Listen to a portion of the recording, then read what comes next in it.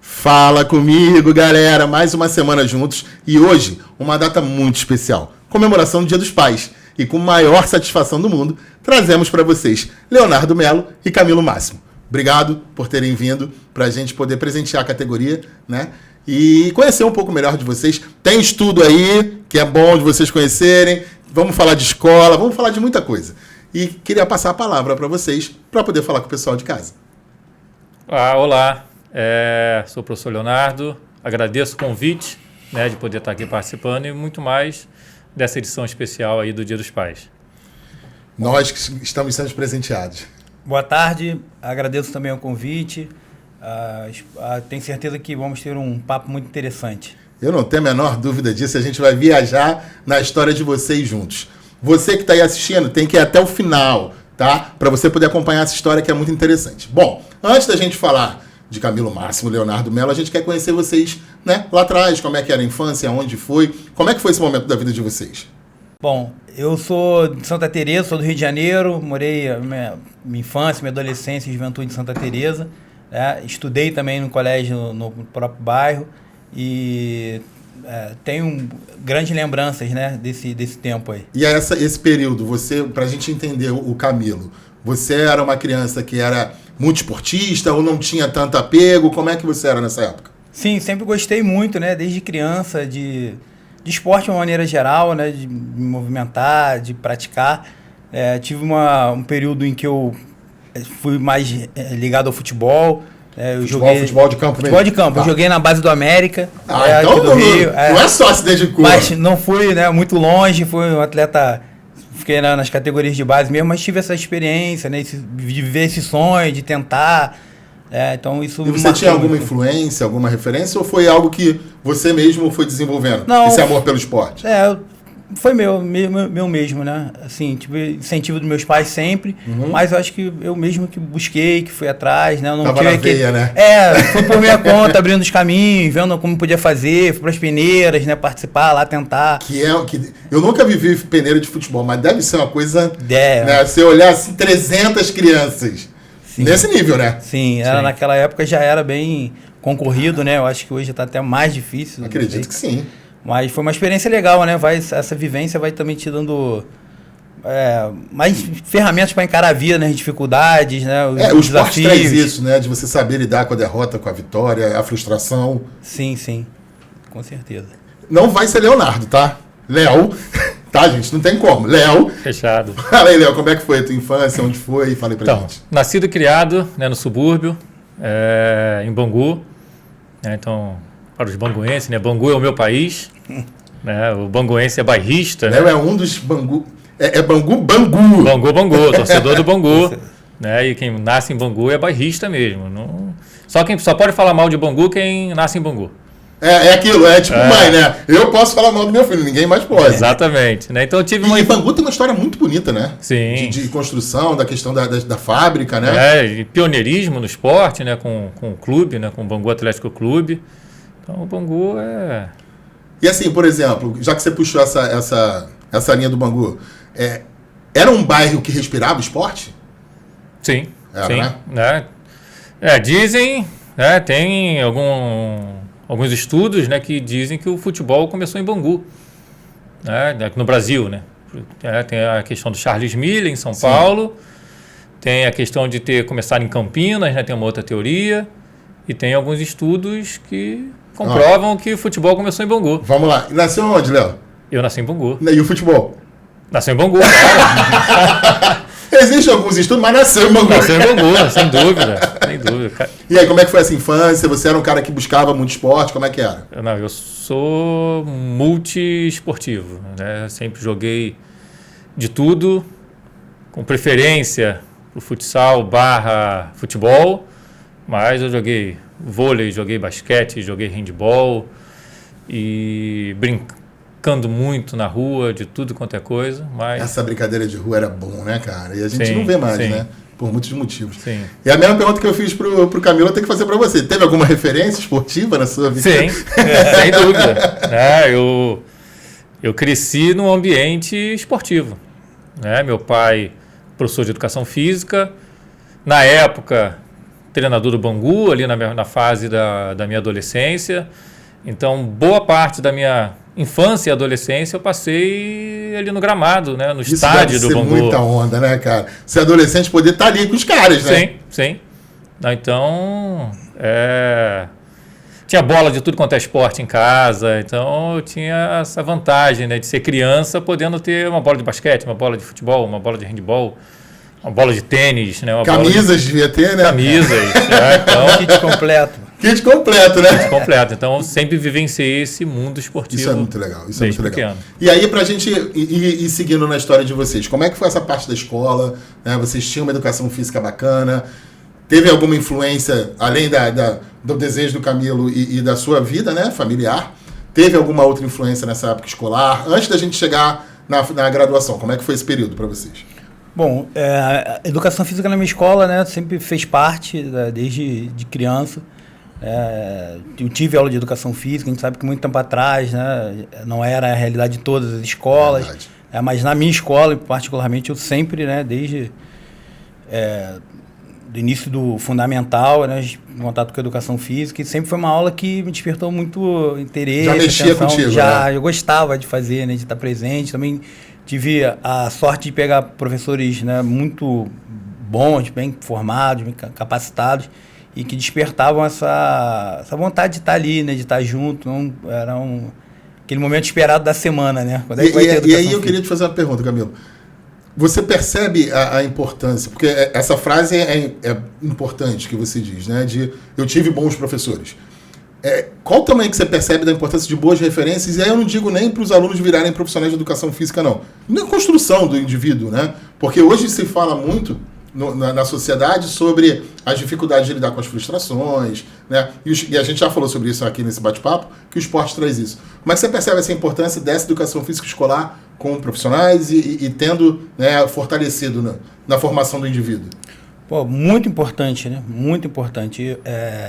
Eu acho que o foco da educação física, pelo menos na minha experiência lá com a infância, nas minhas lembranças, estava muito voltada para a questão, assim, para a educação física, mas para além da educação física também, né? De tentar construir mesmo alguém que estivesse ciente de onde está, né? Perfeito. Inserido nas questões do mundo, né? Pensando a partir da educação física também outras, né, coisas. Então, foi importante para a minha formação, né? Como estudante, como pessoa. Não foi só a educação física, mas a educação física fez o seu papel, na minha experiência. Então, foi muito legal, foi muito, muito importante. Porque o esporte traz isso, né? Para um ganhar, alguém tem que perder, né? Sim. E aí já é uma primeira lição de vida, né?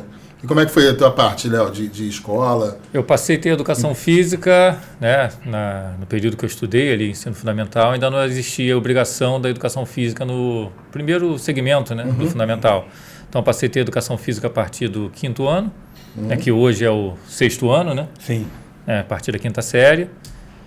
E a partir daí, eu praticava de tudo. Até porque você já vivia fora da escola. Eu já vivia fora da escola, né, o esporte. E então, o período escolar, o período estudantil ali, do Fundamental 2 até o ensino médio, foi riquíssimo para mim. Eu participava da equipe de futsal. Isso é intercolegial, essas coisas. Então, é bom demais. Várias competições, né? Então, a equipe, eu estudei no Colégio Realengo, né? E ela tinha um investimento, estava iniciando um investimento no esporte. E ele disputou intercolegial, dia olímpico, estudantil, Jogos da Paz. Jogos da Paz. Jogos da Olha o Paz. Léo entregando a idade.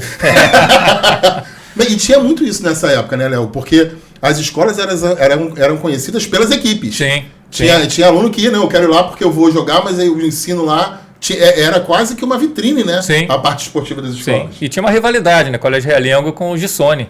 Era uma rivalidade grande ali em Realengo, na Zona Oeste, de um modo geral, né? Nas equipes de handball, nas equipes de futsal. Então era uma rivalidade sadia. Sim.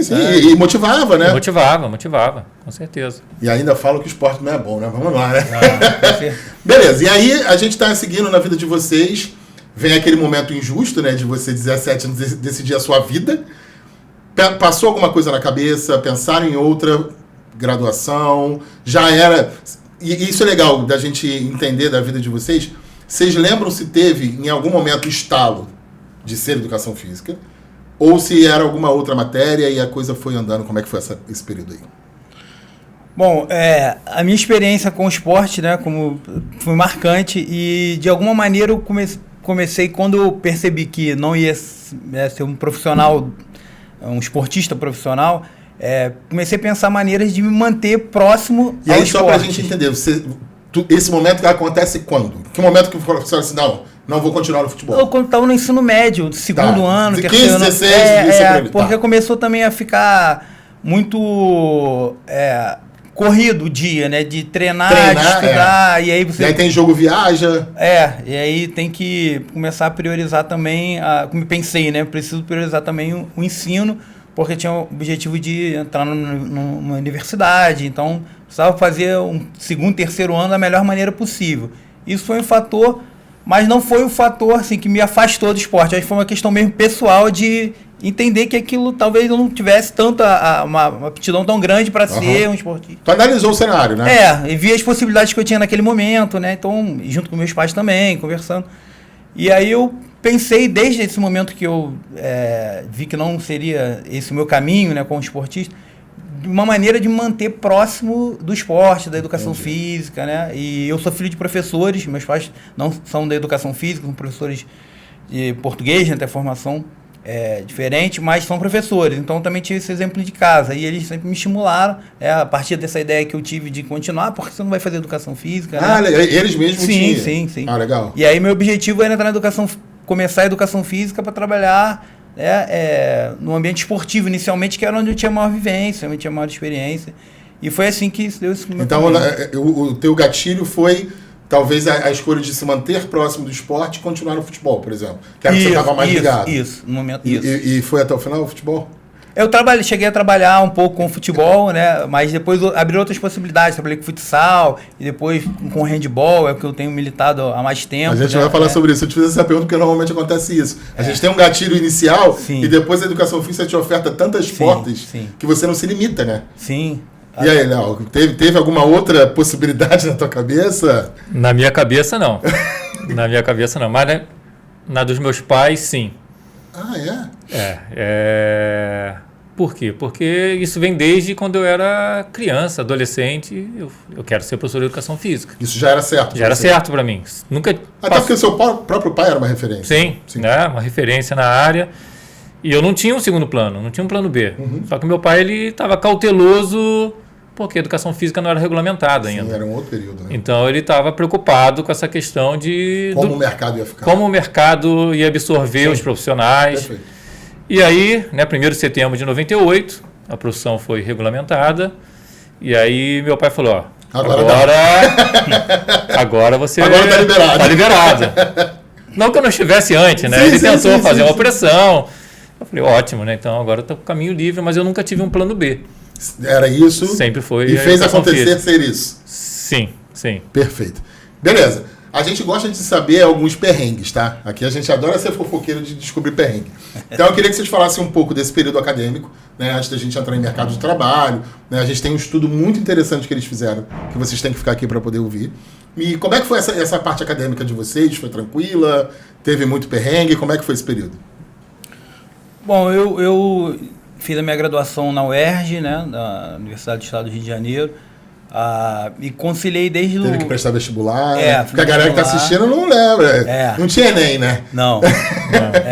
O processo seletivo da UERJ ainda é um processo separado. Né, do Enem, mas tive que fazer o vestibular.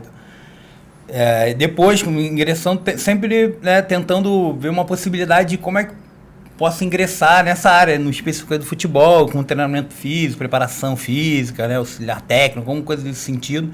E aí fui, né, começando ali com estagiário, fazendo um caminho, né, normal ali, né, de formação. Mas continuava ainda vinculado ao futebol? Inicialmente continuava vinculado ao futebol, e foi também onde eu tive minhas primeiras oportunidades, né, e fiquei um tempo trabalhando com futebol e depois, né, acabei migrando para outras atividades. Mas foi um período, sempre um período de uma certa dificuldade, né? Porque você está ingressando no mercado de trabalho, né? E aí você precisa fazer as suas conexões, né? Começar a conhecer as pessoas, ver os ambientes em que realmente você se interessa, conhecer, né? Isso é uma coisa que eu penso muito. como professor hoje universitário, de quanto mais rápido o aluno tiver a possibilidade, dentro, lógico, das questões legais, de qual o período que ele pode estar habilitado para ele. De vivenciar, porque você a experiência concreta, ela precisa da prática. E aí eu vou... Léo, rapidinho, vou aproveitar esse gancho, porque eu acho que isso é muito importante do que você está trazendo, né? De aproveitar o período acadêmico como construção profissional. E aí eu queria que você falasse, só que você se estendesse um pouquinho mais nesse assunto, porque como é que é importante, talvez, fazer o que você falou, não só... Vou te dar o seu exemplo, né? Eu quero futebol, eu vou estagiar só no futebol. Como é que você pode vivenciar outras temáticas, estagiar em outros locais para você adquirir conhecimento e até talvez abrir a tua cabeça para outras coisas, né? Eu vou dar o meu exemplo. Viu? Eu provoquei e consegui. A minha vivência. Quando eu entrei na universidade, assim, o que me despertava a atenção eram aquelas disciplinas que tinham a ver com aquilo que eu achava que eu iria colocar em prática quando eu fosse trabalhar, quando estivesse no campo. Então, você vou dar a área do treinamento esportivo. Tá ligado. Então, entendi. Ali eu vou, a fisiologia, coisas desse tipo. Eu queria fazer preparação física. Para preparação física.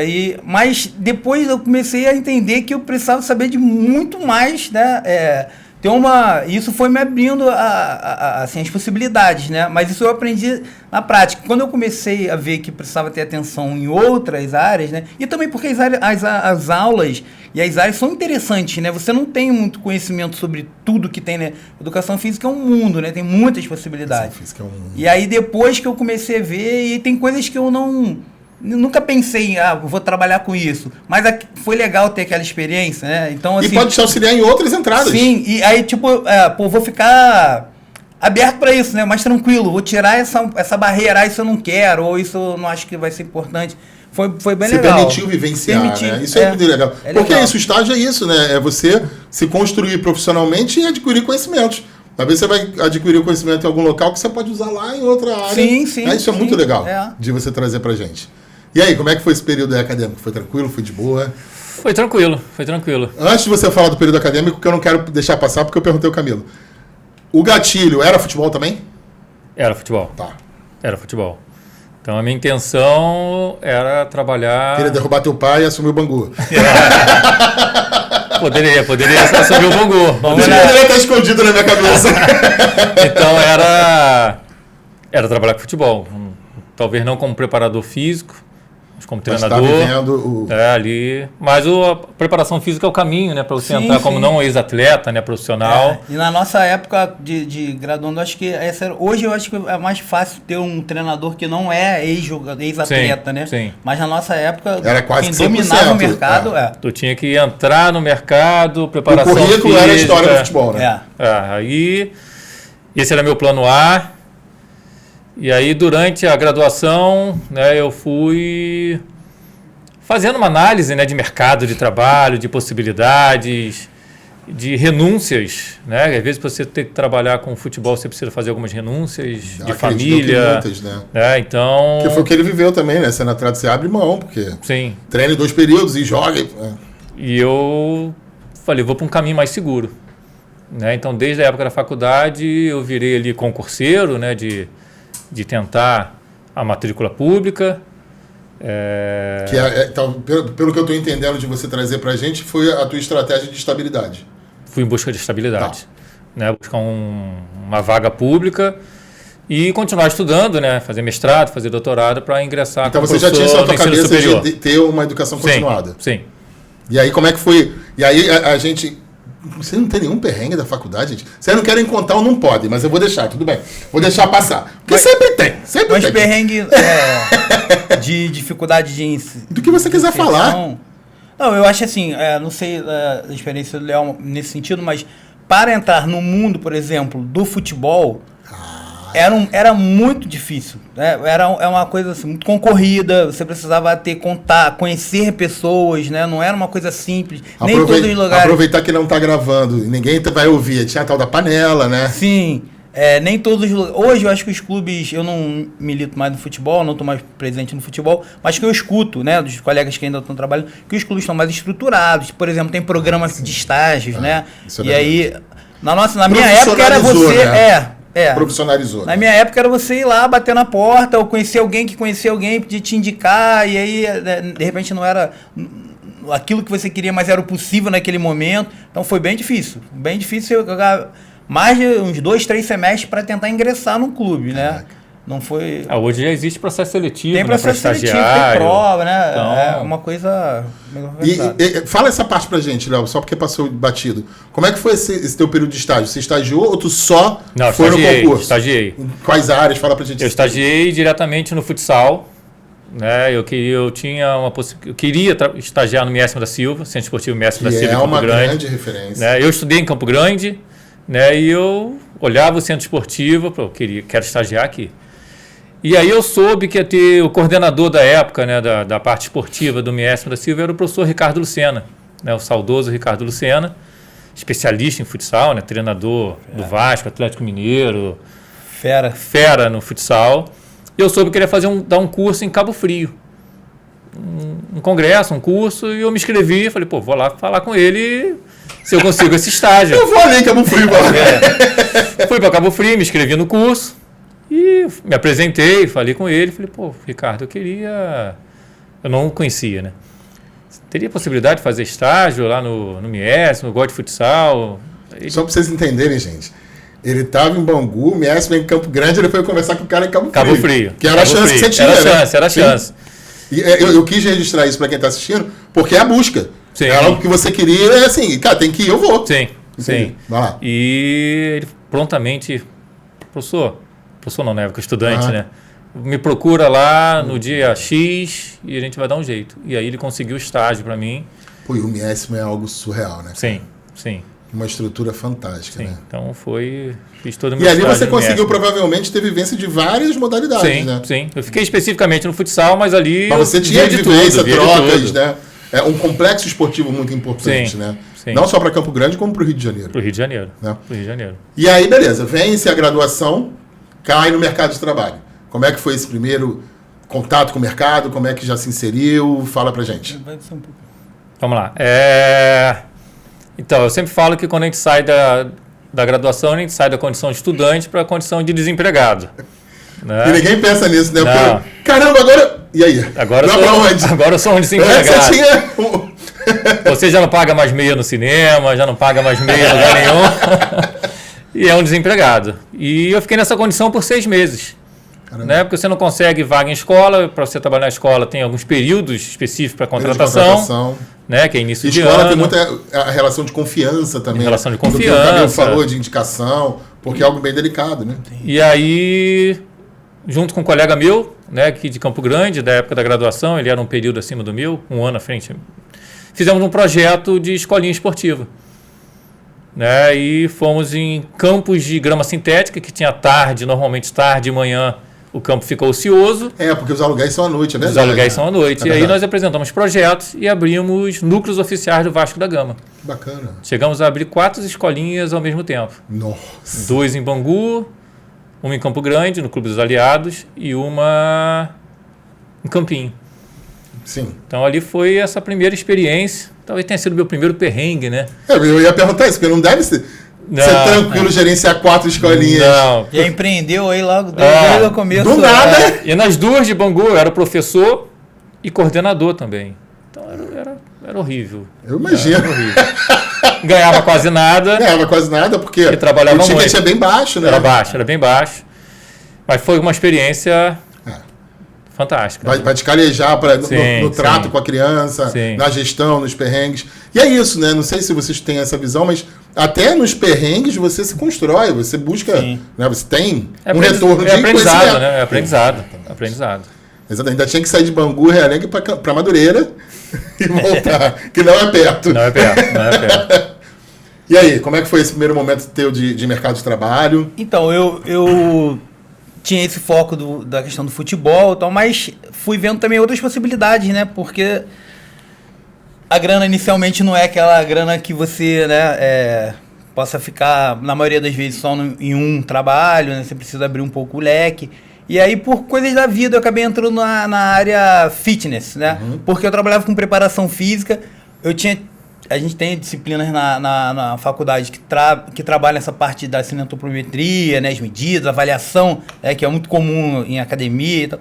Só que eu não dominava isso. E eu trabalhava com preparação física e tinha um colega meu da faculdade que trabalhava com isso e eu tinha que chamar ele para avaliar as minhas equipes. Eu falei, pô, melhor eu aprender, que aí eu vou fazer, né? E aí eu aprendi, eu falei, agora eu vou aprender, então eu fui, procurei um colega que já estagiava numa academia e depois passou a trabalhar com isso, e aí eu comecei a aprender com ele. E aí eu fui dominando, só que eu dominei e gostei, e aí passei a trabalhar em academia com avaliação. Abri um outro campo, sem não ter imaginado de trabalhar nessa área. E aí eu fiquei 15 anos trabalhando com avaliação em academia. Quase nada, né? Foi só estudar. Saí de lá de 15 anos depois. E aí eu trabalhava com futebol, né? E depois também, como o Léo aqui deu o exemplo dele de concurso, eu também busquei concurso, aí passei no concurso da Prefeitura do Rio, depois no Estado, e aí fui caminhando nesse sentido. Mas, inicialmente, minha ideia era focar, né, em uma determinada área, mas depois... Eu acho legal dessa experiência que vocês trazem, porque ambos, né, focaram no futebol como gatilho. O Léo não deixou de estar inicialmente no futebol, mas a gestão caiu no teu colo que você não imaginava. Sim. E você tem uma oportunidade de estudo e fica 15 anos nisso. Sim, né? E aí, como é que foi depois da escolinha? Quanto tempo durou essa loucura na sua vida? Tá. E nisso, assim, você estava gerenciando e continuava estudando para concurso? Sim. Tá. Então, isso foi 2006, né? Eu me formei em 2005, a escolinha começou em 2006. E... trabalhando ele como professor, fiquei basicamente um ano. Né? Gerenciando e trabalhando? Gerenciando e trabalhando. Depois fiquei só gerenciando. Né? Depois, no final, nós ficamos somente com o Clube dos Aliados, em Campo Grande. Né? O meu sócio, Alexandre, na época, ele começou a trabalhar também em outras frentes, e eu comecei a trabalhar em outras frentes, e a gente acabou não tendo mais tempo para isso. E a gente doou a escolinha, né, o nosso projeto, para um estagiário nosso. Ele virou professor e a gente, agora isso é seu. Legal. E aí ficou com ele. Que estagiava na escolinha? Estagiava na escolinha. Legal, e aí, o projeto ficou na mão dele. Imagina esse garoto como é que ficou, né? Que bacana, Léo. Muito legal. E aí nesse período, né, como eu falei, eu fazia já concurso na época da graduação, um concurso que eu fiz em 2004, que eu estava no 6º período, eu fui convocado em 2007, né, para a rede estadual. Depois eu fiz um outro concurso em 2008, para o Estado também, aí foi aprovado, e outro concurso em 2010 para a Prefeitura do Rio, e aí foi aprovado. Essa com 3 matrículas. Aí eu exonerei a do Estado, a segunda do Estado, e aí fiquei com essas duas. E ao mesmo tempo eu comecei a fazer um mestrado, né, em 2008, fiquei de 2008 a 2010. Que já era um objetivo teu, já era um objetivo. De ter essa sequência. E aí a escolinha ficou... Né, não dava mais já não dava mais para conciliar. E aí fala pra gente, Camilo, como é que foi esse processo que você falou do concurso, né? Como é que foi esse processo de entrada? Sim, em 99, 2000, a Prefeitura do Rio abriu um concurso para que os professores ocupassem as vagas das turmas do ensino fundamental iniciais que não tinham aula, né? Como o Léo deu exemplo aqui, era só a partir da antiga 5ª série, né? E aí foi o concurso que eu entrei, que entraram quase 2.000 candidatos, né? 2.000 concursados. E esse concurso foi em 2000, eles começaram a convocar 2001, até 2003, professores convocados. E aí eu entrei na Prefeitura do Rio e continuei conciliando com a academia, avaliação trabalhando com treinamento também, aí trabalhei em outras modalidades, né? Com o futebol já foi ficando um pouco mais difícil, porque o futebol exigia muito tempo, né? A dedicação ao futebol é muito forte, né? Muito forte. Não só o futebol, acredito que todo esporte de alto rendimento. Sim. Naquela época era meio que um trabalho voluntário, né? Algum também do futebol, dependendo do clube que você está, você não recebe nada. E até hoje você vê que tem uma disparidade muito grande, né? Dos clubes maiores com os clubes de menos investimento, a disparidade é muito grande. E há um rodízio de profissionais também, né? Então você não ficava muito tempo em um clube, aí precisava sair, às vezes o clube era em outra cidade, aí já tinha algumas coisas organizadas aqui no Rio, que não dava para sair, deixar, né? Por exemplo, eu passei num concurso público, trabalhar em outra cidade já era um problema. Exatamente. Né? E aí foi ficando cada vez mais difícil de conciliar. E continuei mantendo essa parte do treinamento, mas com outras modalidades, né? De menor investimento, então também com uma estrutura um pouco E até que diferente. você conseguia controlar melhor, Sim, né? sim. Senão foge ao controle, né? Eu queria que vocês dessem a opinião de vocês, porque ambos atuam na parte escolar. Como é que vocês percebem esse momento da educação física, da licenciatura, da atuação, do mercado, tanto da parte do concurso, né, na parte pública, como também na parte particular? Como é que vocês percebem esse nosso momento de oportunidades e de profissionais nessa área da licenciatura? Eu acho que é um momento importantíssimo para o profissional de educação física. Há uma necessidade do profissional de educação física cada vez mais de aumentar a sua carga horária na escola. Né? Nós vivemos um período de sedentarismo, né? Inatividade física. E pós-pandemia a gente teve isso Pós-pandemia, gritando, né? Então tem alguns estudos que mostram que a expectativa de vida pode diminuir pela primeira vez. Que é comum que a expectativa de vida vá aumentando. A ciência avança. A ciência avança, mas por conta da inatividade física, por conta do sedentarismo. Então, muitas das vezes aquela aula de educação física é o único contato, né, que a criança, que o adolescente tem com algum tipo de Voltando ao atividade que você falou física. no início, não tem mais as questões orientada. de rua, não tem mais aqueles estímulos motores. Temos o ali, avanço né? da tecnologia. O uso excessivo de tela. Né? Então, o profissional de educação física fica cada vez na mais verdade importante. é fundamental, né? É fundamental. Como é que você vê isso, Camilo? Eu vejo também a educação física escolar, eu acho que assim, é de suma importância, né? Ter essa experiência. Não dá nem pra discutir, né, gente? Sim, Tem que ser sincero, não dá nem pra discutir, Sim. né? A base, né, da sociedade, as crianças vão passar muitos anos no ambiente escolar, né, de formação. Então, ter uma educação física de qualidade ali vai impactar, né, com certeza. Acho que a gente ainda tem coisas para melhorar, né, desde a questão da estrutura, da formação dos profissionais voltados para o ambiente da escola, né, tratando temas que são pertinentes da escola. Acho que a gente pode avançar nisso, mas vejo o ambiente como favorável hoje, né, com boas perspectivas aí de melhora para o futuro. Agora, vocês dois, que são dois estudiosos e dois pesquisadores, vocês acreditam na questão de uma educação física forte na escola? Ela contribui para um indivíduo que vai levar essa atividade física para o resto da vida dele? Com esse estímulo, entendendo esse estímulo? Muito, muito. Né? Uma educação física bem orientada na escola, sim. Tem grandes chances desse indivíduo ter menos chances de ser sedentário. Porque ele tem autonomia nas escolhas, né? E ele entende, ele vivencia aquilo, né? Sim. Muito mais do que uma criança que não tenha... Sim, com certeza. E a gente tá dos períodos... das fases da vida, né, da questão da aprendizagem motora, que são importantes ter estímulos qualificados, né, que determinadas fases passando, a gente não vai ter mais aquele indivíduo com uma condição, né, que ele poderia ter sido se tivesse sido estimulado de forma adequada. E é perceptível, né, quando você encontra uma criança que não teve essa oferta de estímulos direcionada, orientada. Eu tenho um estudo que eu conduzi, né, com outros profissionais quando eu trabalhei na extensão curricular, né, da Prefeitura do Rio de Janeiro, na Secretaria Municipal de Educação, que nós tínhamos um projeto chamado VIES, que é um projeto Vilas Olímpicas e Escolas. Então, o que acontecia com o VIES? A gente pegava escolas no município que ficam próximas de alguma Vila Olímpica e levava esses alunos para fazer uma experimentação nessa Vila Olímpica.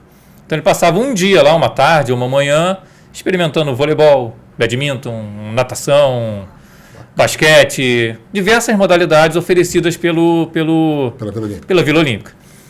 Depois, esse aluno se interessava e se matriculava. Nós fizemos o acompanhamento desses alunos que se matricularam. Então, nós fizemos 6.000 experimentações de alunos da rede municipal que foram nas Vilas Olímpicas experimentar. Dessas 6.000 experimentações, 1.000 nós acompanhamos após a matrícula deles. E o que nós fizemos? Nós comparamos as notas desses alunos, as notas bimestrais desses alunos, contra os que não participam de atividade regular nos centros esportivos. Para nossa surpresa, a nota desses alunos foram melhores do que aqueles que não participam de atividade regular. E aí, se a gente fizesse uma afirmação dizendo eles têm notas maiores porque começaram a ir para o esporte, não seria uma afirmação equivocada, não teria dados para provar isso. Né? Porque as notas podem sofrer influências de escolaridade dos pais, de moradia, né? De diversos outros fatores. Condição socioeconômica. Mas o que isso diz para a gente? Que quanto mais organizada é uma família, e quando a família é organizada, ela oportuniza o esporte para o seu filho praticar, isso demonstra uma preocupação maior com a escola. Perfeito. Então, aqueles alunos e reverbera na nota. Reverbera na nota. No conceito escolar, né? No conceito escolar. Então, aqueles que experimentaram e se mantiveram no esporte pelo menos um ano matriculado nas Vilas Olímpicas, eles apresentaram notas muito maiores do que aqueles da mesma escola, nós comparamos com a mesma escola, com a mesma região, apresentaram notas bem maiores do que aqueles que não participam de nenhum projeto esportivo. E esse experimento eu achei muito interessante porque foi oportunizado vivenciar várias. Não é aquela... Você vai fazer badminton, sei lá. Você vai fazer... Sim. Não, você vai experimentar e o que você... O que ele gostasse... Te dá prazer. Sim. Isso Aquilo que você se identifica, né? Isso é Aquilo fantástico. que você tem experiência de... Porque tem aquela frase, né? A melhor atividade física é aquela que te dá prazer. Sim. Então, se você oportuniza isso para a criança, isso vai ter um retorno. E aí, agora vamos falar da menina dos olhos, né? De algo que eu acho que é tão importante, que é o estudo que vocês fizeram juntos. E aí, eu queria que, antes de falar do estudo, como é que foi esse encontro, como é que vocês se conheceram? E aí, vocês falam do estudo. Vai lá, é com vocês. Vai lá, Camilo. Bom, eu ingressei, né, no mestrado no ano de 2004, né, na Universidade de Gama Filho. Saudosa. Sim, e no grupo de estudo do professor Antônio Jorge. E nós nos conhecemos lá. O Léo entrou um pouco depois. Aí a gente começou a trabalhar dentro do mesmo grupo, né, que trabalhava com essas questões socioculturais, pedagógicas, né, do futebol especificamente, e também questões ligadas à escola. E nos conhecemos lá. E aí o Léo continuou, né? Eu dei um pequeno intervalo aí de mestrado para o doutorado, e agora estamos novamente juntos aí. E como é que foi a construção do estudo? Fala um pouco desse estudo pra gente. A gente seguiu um caminho, né? Lá no grupo de estudo, a gente trabalhou com uma temática que é chamada de dupla carreira, né? O Léo foi um dos primeiros a estudar isso, né? Junto com mais 2 professores, né, da época. E agora a gente está retomando. Na verdade, nunca parou esse estudo, né? Mas eu retomei esse estudo. E a gente está fazendo. Explica pra gente o que é a dupla carreira, para quem está assistindo em casa. Que é interessantíssimo. A dupla carreira, basicamente, é como ocorre a conciliação entre 2 formações. No caso, a formação esportiva, no nosso caso, que estamos ligados à educação física, ao esporte, é a formação esportiva com a formação acadêmica escolar. Que é assim, como como é que o cara é jogador e estuda. Isso. E como é que se desenrola isso? Como é que tá? Fala aí pra gente. Então, o Camilo fez uns estudos, né, 2006, ele fez um artigo muito bom com um professor lá no Aterro do Flamengo. Sim, uma escola de esporte. Eu estudei sobre a pedagogia do esporte, e já iniciando essa questão da dupla carreira, mas não era o foco exatamente. Eu estava trabalhando sobre a questão da pedagogia do esporte, né, com o processo de ensino-aprendizagem e tal. E em seguida, a partir daquele estudo, né, o grupo foi se aperfeiçoando, vamos dizer assim, e avançando nessa temática, né? E muitos professores contribuíram aí com a construção desse conhecimento específico nessa área. E aí a gente tinha a questão do senso comum, né, que falava, atleta de futebol não estuda. E aí, como é que a gente vai afirmar isso sem estudar? Nós fomos pesquisar. E aí a minha pesquisa, né, uma pesquisa grande, uma pesquisa ampla, né, de mestrado, um estudo quantitativo. Nós fomos em 19 clubes, entrevistamos 417 atletas. É um N grande. Um N grande, de atletas do sub-11 ao sub-20. Né? Nossa, pegou também Peguei todas as categorias de base do futebol. E o resultado foi diferente da nossa... Do senso comum, vamos dizer assim. Do senso comum, né? Os atletas de futebol não somente estudam, os atletas em formação, como estudam mais do que os não atletas. Então, nós encontramos anos de escolaridade maior dos atletas em formação do que os não atletas. Índice de reprovação mais baixa, índice de evasão mais baixa do que os não atletas. Então, o senso comum estava errado. E isso, Léo, se encontra com o que você acabou de citar do projeto das Vilas Olímpicas. Sim. Que esses 1.000 alunos, praticando uma atividade física regular, teve melhor aproveitamento. Sim. Então, isso se conversa. Se conversa. Não, e isso ainda dá uma resposta. Os índices que nós tivemos de repetência e de evasão da escola era dos alunos que moravam em alojamento e aqueles que vinham de outros estados.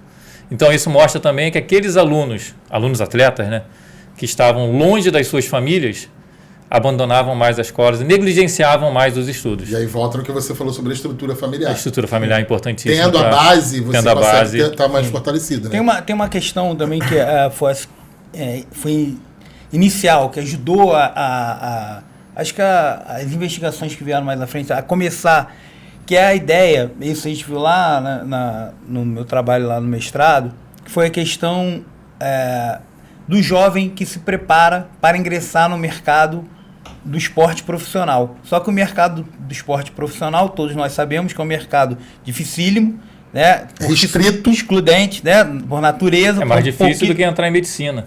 Né? Você passar numa peneira de um clube grande, né?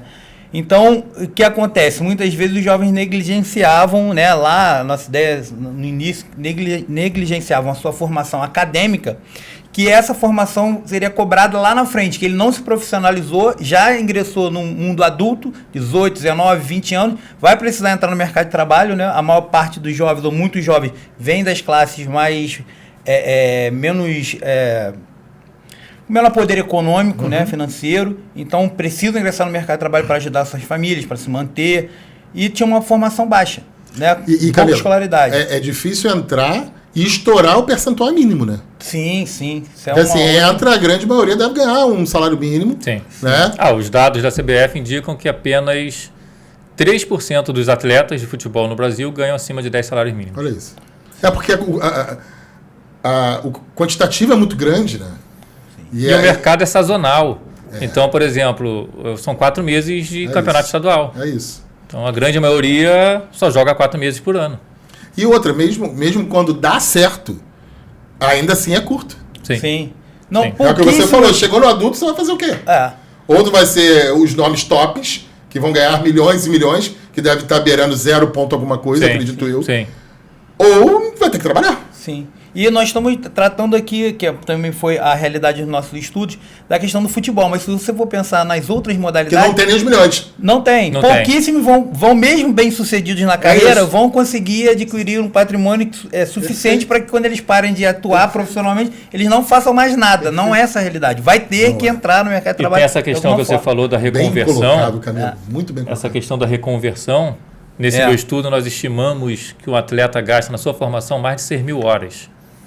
Ou seja, mais do que o ensino médio. O ensino médio você gasta 2.400 horas.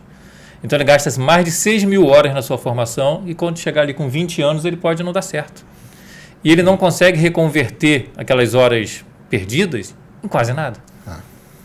Né? Porque o ex-atleta ainda consegue uma vaguinha de comentarista. Mercado, de alguma forma. Que também é menos ainda. Menos ainda. Mas ele pode trabalhar com jovens, pode conseguir alguma outra coisa. Aquele que nem chegou a ser profissional, ele jogou 6.500 horas fora. E tem não as reconverte para nada. Léo? Porque tem o cara que é muito bom e não consegue chegar, tem as lesões, que pode ter uma lesão que acabou. Acabou. E aí, faz o quê? Então, eu sei que é coloquial, mas o plano B tem que existir. Que na verdade tem que ser o A. Mas se quer se dedicar, ele não pode abandonar o estudo, porque é isso. Além de ser curto, restrito e excludente, ele vai ter que ter uma saída. E a tua colocação foi muito boa. Falando de futebol, a gente tem um 0 ponto alguma coisa. Se a gente falar de outros, um futsal, um handball, e vai. Né? Não tem os milhões. Não tem.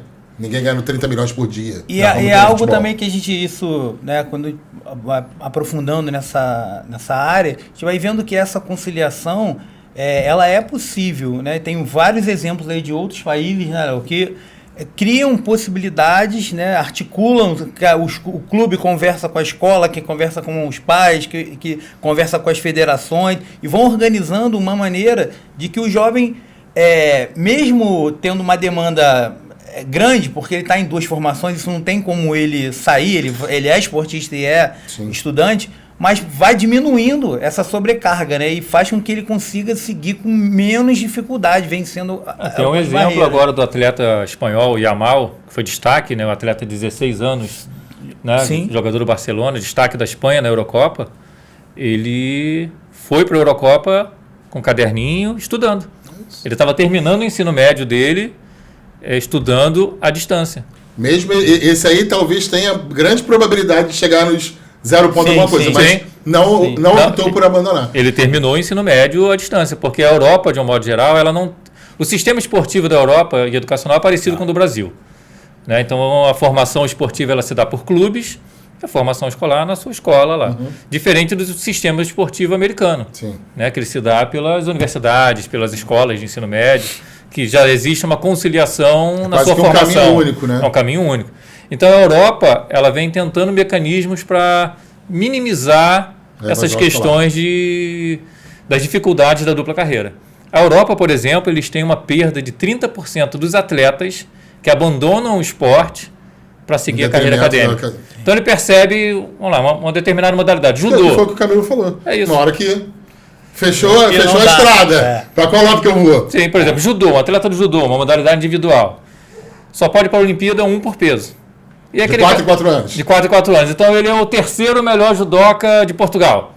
Ele vai olhar assim, pô, sou o terceiro melhor judoca, será que eu vou ganhar dinheiro com isso? E ele vai para...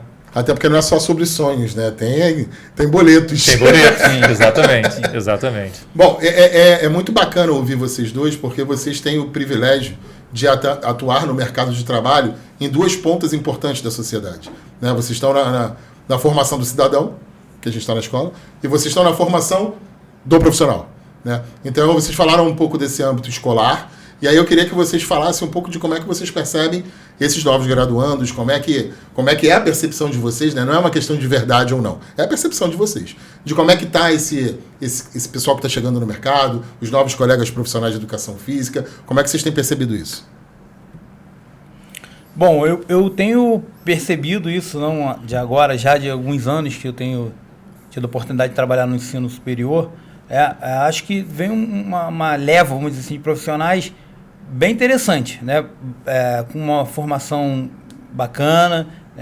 Hoje eu acho que a possibilidade de você ter informações, né, com o advento da tecnologia, tem avançado muito e tem jovens que já estão, vamos dizer assim, inseridos nisso desde, parece que nasceram com celular, alguma coisa lá, né? Mas tem um dia que o bebê vai nascer com o celular na mão, não é possível. Então eles estão, embora a gente tenha todo um cuidado com os excessos, a gente saiba disso, mas a tecnologia tem, né, ajudado, então eu acho que tem um grupo avançando nesse sentido, então eu vejo com bons olhos, né? A gente sabe que é um momento da vida que não é fácil, né? Você escolher uma profissão e abrir os seus caminhos, né? Entrar mas no aí, mundo Camilo, adulto. Você também não acha que esses novos graduandos, eles estão encontrando uma educação física diferente? Um mercado muito diferente. Hoje a gente está fortalecido, a gente está sedimentado. Muito diferente, é diferente lá de trás. Muito diferente. Eu estava conversando isso há pouco tempo com os professores da minha idade, assim, né, das facilidades que a gente acha que os estagiários, as pessoas que estão entrando no mercado de trabalho, têm hoje. Né? E aí fica aquele, mas na minha época, parece que o mais difícil é que te constrói. Ajuda, mas se o cara tem um caminho estruturado, isso aí está facilitado, faz parte de todo o processo. De todo o processo. Só você olhar para as outras profissões. Né? Se eles já avançaram bastante, a gente está conseguindo construir, melhor que quem vem atrás, que tenha uma condição cada vez melhor. Porque eu acredito isso, o graduando ele acaba se motivando mais, porque o mercado está fervilhando. Sim, né? sim. Então, se ele se dedicar e buscar, ele vai ter mercado. Com certeza. Eu acho que faz parte. Antes de, por exemplo, da fala do Léo, quando eu estava lá, não era nem regulamentada a profissão. Sim. É totalmente diferente, né? De você pegar 96, 97 para 2024. Como é que você percebe, Léo, esse momento? Então, eu vejo uma graduação mais ampla, de mais qualidade. Né? Eu vejo a graduação menos tecnicista. Né? Eu estudei ali início dos anos 2000. Camilo estudou final dos anos 90? Por mim 2000. Né? Então talvez tenha tido uma formação muito técnica ainda. Sim. Né? Eu acho que ele mudou muito, né? Então tem mudado. A formação do meu pai, por exemplo, década de 70, 60, 70. Não existia a quantidade de artigos, de livros, de materiais que se tem hoje. Né? Então, hoje... A própria educação física não conversava tanto com os artigos, né? Então, sim. A educação física ela começou a ter essa maior preocupação científica na década de 80, né? Com as abordagens, né, pedagógicas. Isso. Os professores começam a ingressar nos mestrados, doutorados fora do país. Que antes era quase que impensável, ninguém... Antes não. Era uma formação e pronto. Sim, né? A gente passou por uma época esportivista, militarista, né? Que o professor de educação física era um instrutor, muitas das vezes um ex-militar.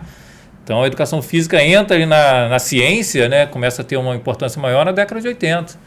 Mas até um tempo atrás, a gente ainda sofre influência dessa formação. Isso reverbera também nesse momento, não reverbera, não? Sim. De ter iniciado esse caminho científico lá atrás, como o Camilo falou, para chegar agora é diferente. Com Sim, certeza. sim. Você vê hoje alunos que fazem um caminho graduação, mestrado, doutorado, né, e jovens, assim, com menos de 30 anos. Já terminou. Se a gente for pensar nos professores, né, foram Era quase inatingível. inativos. Hoje o cara com uma idade bem assim. E aí eu queria aproveitar esse gancho do Camilo e perguntar a vocês, porque Léo tá doutor, Camilo doutorando, e falar para o pessoal de casa que está assistindo vocês, como é que vocês percebem isso que o Camilo acabou de falar? Como é que vocês percebem a importância dessa educação continuada, dessa capacitação continuada, né, de estar sempre, vamos dizer assim, um passo à frente no mercado para você ofertar um serviço de excelência? Se tem um estudante ouvindo a gente agora, ou um profissional que está só graduado, o que vocês podem falar na percepção de vocês dessa importância? Eu acho que o mercado ele vai ser cada vez mais competitivo. Né? Então, o sarrafo ele vai estar cada vez mais lá no alto. Né? Então, continuar com a especialização, dependendo da área que você escolher também. Né?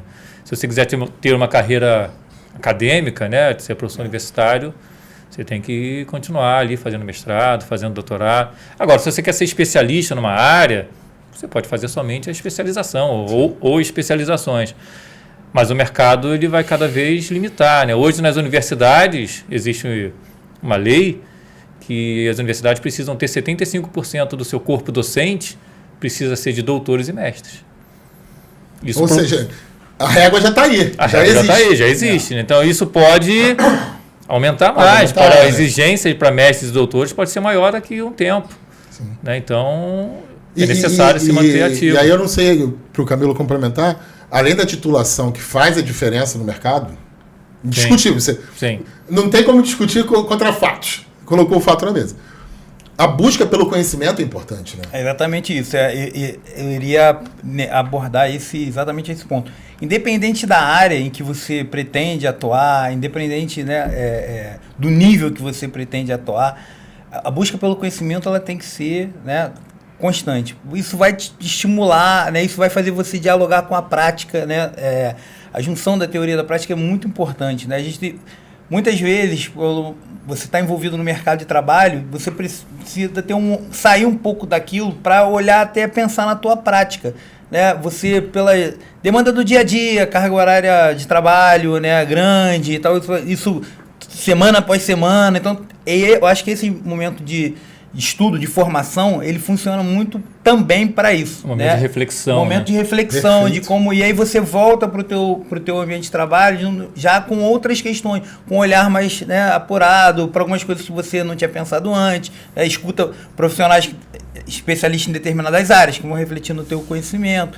Então, eu acho que é assim. E o conhecimento hoje está aí, que a gente estava falando da tecnologia, né? Então, antigamente... Não dá para dar desculpa, né? Acesso a artigo, acesso a livro, né? Sentar na biblioteca e passar o dia inteiro. Exatamente. Né? Demorava para chegar. E eu nem sou tão assim da velha guarda, né?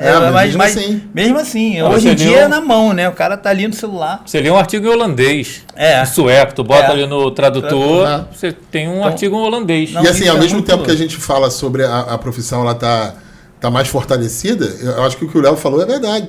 O corte vem junto.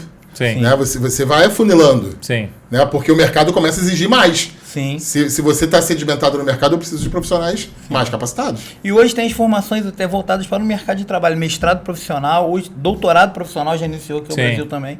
Né? Que são possibilidades de trabalhar um conhecimento mais específico do teu dia a dia, aplicabilidade, né? Uma aplicabilidade diária, né? Porque às vezes também isso gera um pouco de conflito da quem está na prática e de quem está, vamos dizer assim, na pesquisa. Na pesquisa, né? Então tem muitas possibilidades. Agora tem que estar com aquela pulga atrás da orelha, vamos dizer assim, tem coisa nova aí. Não pode ficar parado. Não posso ficar parado, né? Tem que olhar para trás, mas para frente também, né? Recado dado. Anotem, tá? São dois feras que estão falando com vocês. E aí, Léo, eu queria que você falasse uma curiosidade que aconteceu na sua vida. Que a gente tem ali estadual, que é o suporte básico de vida, que os profissionais de educação física precisam se capacitar para tal. E teve um fato, né, na sua vida, eu queria que você contasse pra gente. Tá. Tá. Então, vamos lá. Né, foi um fato difícil, né, na vida, mas que teve um final feliz. Né? Eu tive a disciplina, né, socorros urgentes na época da graduação, que não tinha esses protocolos atuais que tem hoje, né? Provavelmente eu tive essa disciplina no ano de 2002, 2003, mais de 20 anos atrás. E fiz a formação de SBV, né, pelo Conselho Regional de Educação Física. Depois eu fui buscar algumas especializações, alguns outros cursos, ministro essa disciplina na universidade. Pesquisador demais, né? Não, eu fiz o curso, mas eu fui pesquisar mais. Aí eu passei, conhecimento, né? Passei a ministrar essa disciplina na universidade e em conversa, né? E nesse período a minha filha nasceu e conversando com a minha esposa, eu falei sobre o engasgo, né? Que é super comum. É muito comum, né, para crianças ali até 1 ano.